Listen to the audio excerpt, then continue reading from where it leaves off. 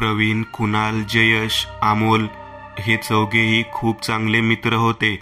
हे चौघेही 10वी शिकत होते. शाळा सुटल्यानंतर ते चौघेही एक्स्ट्रा क्लासला जायचे. आजही ते शाळा सुटल्यानंतर एक्स्ट्रा क्लासला जायला निघाले. त्यांच्या शिकवणी वर्गाची वेळ कधीच निश्चित नव्हती. कधी वर्ग 8 वाजता संपायचा, कधी 8:30 वाजता, तर कधी 9 वाजता. आजही त्यांचा क्लास 9 वाजता सुटला. रात्रीचे 9 वाजले होते. ही चारही मुले बोलत, गप्पा मारत, एकमेकांची टर उडवत सिमेंटच्या रस्त्यावरून घरी जात होती. अरे जय, तुला शिवण्य आवडते ना, मग तू तिला प्रपोज का करत नाहीस? अमोल जयकडे पाहत म्हणाला. अरे अमोल, मला ती आवडते, पण मला भीती वाटते. कसली भीती? यावेळी प्रवीण म्हणाला. जयने प्रवीणकडे पाहत म्हटले, अरे भाऊ, मला माहीत नाही की तिच्या मनात काय आहे. दुसरे म्हणजे तिचे वडील जाम डेंजर माणूस आहेत. जर तिने घरी सांगितलं तर माझी हजामत पक्की. तिचा बाप मला कढाईत भज्यासारखे तळेल रे, जय भीत म्हणाला. आणि हे सर्व ऐकून जयचा मित्र कुणाल वेड्यासारखा हसायला लागला. सर्वांनी कुणालकडे विचित्र नजरेने पाहिले. अरे कुणाल, तू वेडा झाला आहेस का? तू हसतोयस का? जय रागाने म्हणाला. जयचे शब्द ऐकून कुणालने त्याच्याकडे पाहिले आणि बोलू लागला. अरे जय, तुझी प्रेम कहाणी ऐकून मला एक गोष्ट आठवली. कुणालने हे बोलताच त्याने डावा हात वर केला आणि बोट पुढे करत म्हणाला. तुम्हाला त्या शेतात तो भीतीदायक बुजगावणे दिसतो का? कुणालने विचारले. हे ऐकताच तिघांनीही मान वळवली आणि तिकडे पाहिले. सिमेंटच्या रस्त्यावरून खूप दूर चंद्राच्या निळ्या प्रकाशात दूर शेतात एक भीतीदायक बुजगावणे उभा असलेला दिसला. शेतात एक सरळ लाकडी खांब दिसत होता. त्या खांबावर तो बुजगावणं हात वर करून लटकत होता. त्या बुजगावण्याच्या अंगावर पांढरा कोट होता. खाली तपकिरी पायजमा होता आणि डोक्यावर चॉकलेट रंगाची घागर होती. त्या घागरीवर चुन्यामार्फत त्याचे डोळे चितारलेले आणि त्याचे हसणारे दात लाल रक्ताळलेल्या रंगात रंगवलेले होते. असे वाटत होते जणू काही त्याने कोणाचे तरी रक्त प्यायले असेल. अरे कुणाल, तू खरंच वेडा आहेस यार. त्या निर्जीव बुजगावण्यात असं काय आहे की तू हसतो आहेस? अमोलने विचारले. मग कुणालने खरं सांगितलं. अरे अमोल, गावकरी त्या भयानक बुजगावण्याला पिशाच मानतात आणि सांगतात की तो दर पौर्णिमेच्या रात्री 10 वाजता जिवंत होतो आणि तो प्रेम करणाऱ्या लोकांचा द्वेष करतो आणि त्यांना मारतो. कुणालने हे बोलताच तो पुन्हा जोरात हसायला लागला. त्याने इतकेच म्हटले असेल की अमोल, प्रवीणही हसायला लागले, कारण त्या तिघांपैकी फक्त जयच होता ज्याने कोणावर तरी प्रेम केले होते. मग सर्वात आधी आपल्याला जयची 13व्याची बुंदी खायला मिळेल, प्रवीण जयची थट्टा करत म्हणाला आणि हसायला लागला. अमोल आणि कुणालही प्रवीण सोबत हसायला लागले. पण यामुळे जयला राग आला, कारण तो घाबरला होता. तो ओरडला. अरे साल्यांनो, हरामांनो, आता मला कळलं की प्रत्येक मित्र हरामी का असतो. थांबा थांबा, तुमचं टाळकंच फोडतो. असं म्हणतच जयने रस्त्याच्या कडेला पडलेला एक दगड उचलला. पळा पळा, जय वेडा झाला आहे, प्रवीण मोठ्याने ओरडला. प्रवीण, कुणाल आणि अमोल हे तिघेही सिमेंटचा रस्ता सोडून शेतात उतरले व पळू लागले आणि जय त्यांना मारण्यासाठी त्यांच्या मागे धावू लागला. दुरून त्या तिघांच्या काळ्या सावल्या अंधारात धावताना दिसल्या, जणू ते भूत आहेत. थांबा थांबा, कवटी फोडणार आहे एकेकाची, थांब, असे म्हणत जयने हातातील दगड फेकला. जो दगड जाऊन थेट बुजगावण्याच्या डोक्यावर असलेल्या मडक्यावर बसला. ही चारही मुले आपापल्या जागी थांबले. चौघेही समोर काठीवर उभ्या त्या भयानक बुजगावण्या पिशाच्याकडे मोठ्या डोळ्यांनी आणि सुजलेल्या तोंडाने पाहत होते. अरे जय, तू तर या बुजगावण्याचे डोके फोडले आहेस. आता तर शेतावरच्या मालकाला हे कळले तर काय होईल? अमोल म्हणाला. अमोल, काही होणार नाही, कारण गावकरी म्हणत होते की या रक्ताळलेल्या बुजगावण्याने या शेताच्या मालकालाही मारलं आहे. कुणाल म्हणाला. तेवढ्यात चांदण्या निळ्या आकाशातून एक काळा कावळा काव काव असा ओरडत आला आणि त्या हिंस्र निर्जीव बुजगावण्याच्या खांद्यावर बसला. त्या काळ्या कावळ्याचे लाल रक्ताळलेले डोळे त्या चौघांकडेच पाहत होते.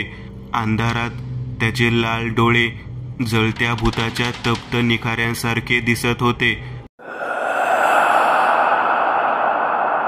अरे मित्रांनो, चला इथून निघून जाऊया. हा कावळा मला चांगला दिसत नाहीये, अमोल हळूच कुजबुजला. इतर तिघेही भीतीने थरथर कापत होते. अशा रात्री कावळा पाहणे अशुभ मानले जात असे. चारही जण मागे फिरली. मागे फिरून 10 पावले पुढे जाताच मागून कसला तरी खरखर आवाज झाला. तसे सर्वजण थांबले व गरकन मागे वळले. मागे वळताच ह्या सर्वांच्या नजरेला एक धक्कादायक दृश्य दिसलं. जे पाहता या चौघांच्या पायाखालची जमीन सरकली. काही काळापूर्वी ज्या लाकडी खांबावर बुजगावणं लटकत होतं आणि तो कावळा त्या बुजगावण्याच्या हातावर बसला होता, ती जागा आता पूर्णपणे रिकामी झाली होती. आता नाही तिथे कावळा होता आणि नाही ते बुजगावणं. समोरचे दृश्य पाहून चौघेही घाबरले होते. चेहरे भयाने पांढरे फट पडले होते. भीतीचा एक रसरसता कडवट थेंब तोंडावर पडला जात सारा शरीरावर भीतीचा कडवट काडा चढला गेलेला. अरे देवा, हा बुजगावना कुठे गेला? कुणाल घाबरत हळू आवाजात म्हणाला. अमोलने त्याच्या मनगटावरील घड्याळात वेळ पाहिली. वेळ पाहताच त्याच्या चेहऱ्यावर भीती पसरली, कारण 10 वाजले होते. कुणाल, कदाचित त्याची आता येण्याची वेळ झाली असेल. अमोलने त्याचे घड्याळ सर्वांना दाखवले, जे 10 वाजल्याचे दाखवत होते. चला चला, लवकर लपून बसा, नाहीतर सगळे मारले जाऊ, प्रवीण कापरे आवाजात म्हणाला. काही अंतरावर एक जुना गोठा दिसत होता. सर्वजण त्या गोठ्याकडे धावत गेले. गोठ्याचा दरवाजा सताड राक्षस जबडा विचकत असावा तसा उघडा होता. जणू कोणीतरी आत गेले आहे. चारही मुले घाबरून दरवाजाच्या आत शिरली. चंद्राचा हलका निळा प्रकाश गोठ्यात येत होता. ते चौघेही एकत्र उभे होते. मृत्यू कुठूनही कधीही येऊ शकतो, चौघांनाही माहीत होते. आणि त्याचप्रमाणे अचानक गवताचा एक पातळ लांब नखे असलेला एक हात बाहेर आला आणि त्या हाताने अमोलची मान गच्च पकडून त्याला जबरदस्तीने अंधारात ओढले. वाचवा! अमोलच्या तोंडून मृत्यूची किंकाळी बाहेर पडली. कुणाल, प्रवीण आणि जय तिघांनीही अमोलला हाक मारली, अमोल! पण त्याच वेळी रक्ताने माखलेले अमोलचे कापलेले डोके फुटबॉल सारखे कुणालच्या हातात पडले. तो रक्ताने माखलेला शिर, सताड उघडे डोळे, तोंडाचा आ वासलेला. अरे पळ, तो भयानक बुजगावना आला आहे, पळ! कुणाल घाबरून ओरडला. अमोलचे कापलेले डोके त्याने तिथेच फेकले. तिघेही उघड्या दाराकडे धावले, ज्या दारातून चंद्राचा निळा प्रकाश आत येत होता. प्रथम जय दारातून पटकन बाहेर आला. नंतर प्रवीण आणि कुणाल बाहेर येऊ लागले. अचानक मागून गवताचा एक हात आला. त्या गवताच्या हाताला धारधार पौलादी लोखंडी खिळ्यामय नख होती.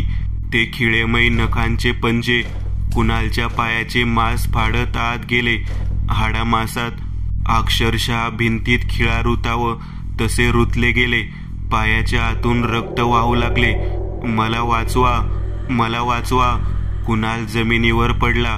प्रवीण आणि जय दोघेही परत आले. त्यांनी कुणालचा हात धरला आणि त्याला दाराबाहेर काढू लागले. पण त्यांना माहीत नव्हते की कुणालला एका राक्षसी विक्षिप्त माणसाने पकडले आहे, ज्याची ताकद त्या दोघांपेक्षा खूप जास्त होती. अचानक त्या राक्षसाने कुणालला अंधारात ओढले. कुणालची ही एक भयावह किंकाळी अंधाऱ्या रात्री घुमली. अरे देवा!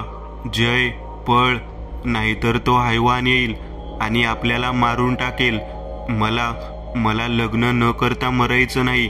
पळ, नाहीतर तुला शिवण्या काय लावण्याही मिळू शकणार नाही. पळ, प्रवीण म्हणाला. ते दोघेही जीव वाचवण्यासाठी तिथून पळून गेले. सुमारे 5-10 मिनिटे धावल्यानंतर दोघे एका मक्याच्या शेतात पोहोचले. आता दोघांभोवती 6 फूट उंच मक्याचे पीक होते. रात्रीच्या हलक्या थंड वाऱ्यात पीक थरथरत होते. पीक हलताच दोघांच्याही शरीरावर मृत्यूचा काटा येत होता. जया, आता काय करायचे? त्या रक्ताळलेल्या बुजगावण्या राक्षसाने अमोल आणि कुणाल दोघांनाही मारले आहे. प्रवीण भीतीने थरथरत म्हणाला. भाऊ, शांत बस. बघ, काहीतरी आवाज येत आहे, कोणीतरी येत आहे. जयने हे बोलताच त्याला आवाज ऐकू येऊ लागला. रात्रीच्या कीटकांचा किलबिलाटाचा आवाज येत होता. त्या आवाजात आणखी एक आवाज सामील झाला होता आणि तो होता मक्याच्या पिकाचा आवाज. कोणीतरी हाताने मक्याचे पीक बाजूला सारत त्या दोघांकडे येत होते आणि त्यांच्या मागे उभे होते. त्या भयानक रक्ताळलेल्या भिजुकाची काळी सावली त्यांच्या समोर दिसत होती. दोघांनी ती काळी सावली पाहताच त्याचा एक हात हळूवार वर आला, ज्यामध्ये एक धारदार विळा होता. जयने हळूच प्रवीणकडे पाहिले. तेवढ्यात विळा वेगाने खाली आला आणि मोठ्या आवाजात प्रवीणच्या डोक्यात शिरला. प्रवीणच्या डोळ्यातून, तोंडातून, नाकातून आणि कानातून ताजे लाल रक्त बाहेर आले. जय ओरडला आणि पटकन मागे वळून पाहिले आणि समोरचे दृश्य पाहून त्याची पॅन्ट ओली झाली. तोच रक्ताळलेला विचित्र बुजगावणं जयच्या समोर उभा होता. त्याचे लाल चमकणारे भयानक डोळे जयकडे पाहत होते. त्याच्या कुंडीच्या आकाराच्या डोक्यातून काळे रक्त वाहत होते. तू हरामी, तू माझी कवटी तोडलीस. आता मी तुझी कवटी तोडून माझ्या डोक्यावर बसवतो की नाही बघ. तुझ्या अंगाचा खुळखुळा करून वाजवतो की नाही बघ. त्या बुजगावण्याच्या लाल रक्ताळलेल्या जबड्यातून एक कर्कश आवाज आला. नाही नाही, मला जाऊ दे, मला जाऊ दे. जय जमिनीवरून उठला आणि लगेच शक्य तितक्या वेगाने पळू लागला आणि मागून तो राक्षसी बुजगावणं रक्ताने माखलेला विळा हातात घेऊन जयचा पाठलाग करत होता. थांब थांब, मी आलो. पळून पळून जाशील कुठे? मागून एक भयानक आवाज आला. 10 मिनिटे धावून झाल्यानंतर जय थकला आणि एका झाडाजवळ बसला. ते झाड खूप मोठे होते आणि त्या झाडाखाली एक लहान मंदिर होते. त्या मंदिरात बजरंगबलीची एक मूर्ती होती. मूर्तीजवळ आरतीची थाळी होती, ज्यामध्ये एक दिवा जळत होता. जय बजरंगबलीच्या मूर्तीजवळ उभा राहिला आणि काही अंतरावर तो बुजगावणं रक्ताळलेला विळा घेऊन अंधारातून धावत येत तिथे पोहोचला. पण बजरंगबलीला पाहताच तो भीतीने तिथेच थांबला. देवाची मूर्ती पाहताच त्याचा श्वास थांबला.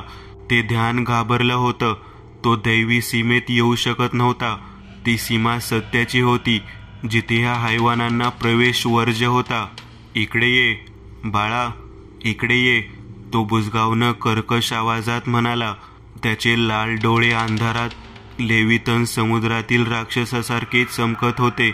जयला माहीत होते की जर त्याने मंदिराची लक्ष्मण रेखा ओलांडली तर हा बुजगावणं त्याला मारेल. मग जयची नजर बजरंगबलीच्या मूर्तीजवळ ठेवलेल्या आरतीवर पडली. त्या आरतीत शुद्ध अग्नीचा दिवा तेजस्वी प्रकाशाने जळत होता. जयने त्या बुजगावण्याकडे पाहिले. त्याचे मृत शरीर गवताचे बनलेले होते. जयच्या मनात काहीतरी विचार आला आणि त्याने एक हात मागे घेत आरतीच्या ताटातील जळणारा दिवा उचलला. तू बुजगावणं, हरामखोर, चांडाळा, तुला मला मारायचे आहे ना? जय मोठ्या आवाजात म्हणाला. हो, मला तुला मारायचे आहे. तुझ्या गरम रक्ताने मला माझी तहान भागवायची आहे. ये. बुजगावण्याने जयला दोन्ही हातांनी जवळ येण्याचा इशारा केला. जय हळूहळू त्याच्या मृत्यूकडे जाऊ लागला. जयला त्याच्या दिशेने येताना पाहून त्या बुजगावण्याच्या तोंडातून एक भयानक हास्य बाहेर पडत होते. जय त्या बुजगावण्याजवळ पोहोचला. बुजगावने त्याचा धारदार विळा असलेला हात वर केला. हरामजादा, प्रेम करेगा असे म्हणतच त्या दुष्ट रक्ताळलेल्या भीतीदायक बुजगावण्या हैवानाने पटकन त्याचा विळा असलेला हात जयच्या पाटणात मारायला खाली आणला. तेवढ्यात जय मागे सरकला. त्याने देवाच्या शुद्ध अग्नीचा जळता दिवा उजव्या हातात धरला होता. जयने तो लगेच त्या रक्ताळलेल्या बुजगावण्यावर फेकला. त्या क्रूर ध्यानाला देवाच्या शुद्ध अग्नीच्या दिव्याचा स्पर्श नक्कीच वर्ज्य असावा, कारण जसे अग्नीचा स्पर्श त्या मृत बुजगावण्याच्या गवताळ शरीराला झाला तसे त्याचं पेंड्याच्या गवताचं शरीर जळू लागले. एक घाणेरडा कातडी मांस केस जळाल्याचा वास येऊ लागला. त्या ध्यानाचं सर्व शरीर आग चटाचटा उभ्या अवस्थेत गिळू लागली. सर्व शरीरातून काळी निळी पिवळी अशा आगीचे शलाके वर हवेत भिरकावू लागले. काही वेळातच त्या ध्यानाचं सर्व शरीर जळून गेलं व उरली ती फक्त काळी राख. जयने बजरंगबली समोर हात जोडून आपल्या मित्राच्या आत्म्यांना मोक्षप्राप्तीची प्रार्थना केली आणि जय या संकटातून सुखरूप वाचून घरी परतला. काही वर्षांनी 2025 नेरळ पौर्णिमा 23 तारखेच्या रात्री त्याच सिमेंट कॉन्क्रीटच्या रस्त्यावरून एक लाल परी बस जात होती. बसमध्ये बरेच लोक बसले होते. छोटा राजू देखील त्याच्या आईसोबत त्याच बसमध्ये खिडकीजवळ बसला होता. मग अचानक त्याची नजर खिडकीतून बाहेर गेली. चंद्राच्या निळ्या प्रकाशात दूरवर राजूला एका शेतात तोच बुजगावणं दिसला व त्या बुजगावण्याच्या खांद्यावर तोच कावळा बसला होता आणि तो राजूकडेच पाहत होता. आई, शेतात ते काय आहे? राजू त्याच्या आईकडे पाहत म्हणाला. कुठे? असे म्हणत राजूच्या आईने खिडकीतून बाहेर पाहिले, पण आता शेतात कोणीच नव्हते. ती बुजगावण्याची उभी क्रॉस सारखी फळी रिकामी होती, कारण मृत्यूचा खेळ पुन्हा सुरू झाला होता. पौर्णिमाची रात्र आणि 10 वाजले होते. पौर्णिमेची रात झाली सुरुवात. वाजता 10 पडला मुर्दा. म्या हाय असा माळरानात उभा. बुजगावणं म्हणतात मला. म्या हाय मरान.